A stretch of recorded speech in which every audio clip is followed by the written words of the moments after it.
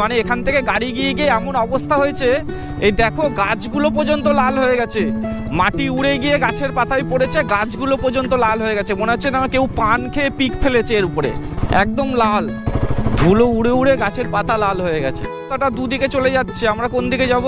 আচ্ছা কোন দিকে যাব? ডান দিকে? আচ্ছা ডান দিকে।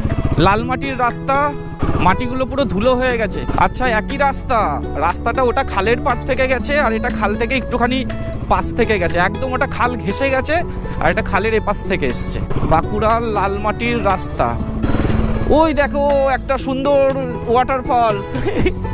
ওয়াটারফলস ঠিক নয়, অ্যাকচুয়ালি খালের জলগুলো মানে খালের হাইট উঁচু নিচু আছে, জলটাকে নামানোর জন্য ওইভাবে তৈরি করা হয়েছে, কিন্তু যেরমভাবেই তৈরি করুক দেখতে কিন্তু খুব সুন্দর লাগছে, ভালোই লাগছে দেখতে।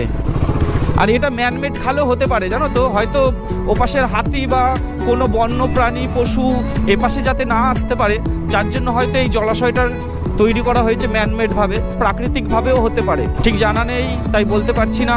তবে জয়পুর ফরেস্টের শেষে এরকম খাল দিয়ে চারিদিকে যে ফরেস্টটাকে ঘেরা আছে এটা ভালো বোঝা যাচ্ছে, কারণ আমরা অনেকটা ভেতরে জয়পুর ফরেস্টের ভেতরে ঢুকেছি, যতটা যাচ্ছি ততটাই খালি দেখতে পাচ্ছি, তার মানে হয়তো এটাকে তৈরি করা হয়েছে বা আগে থাকতেও পারে, ঠিক বলতে পারবো না।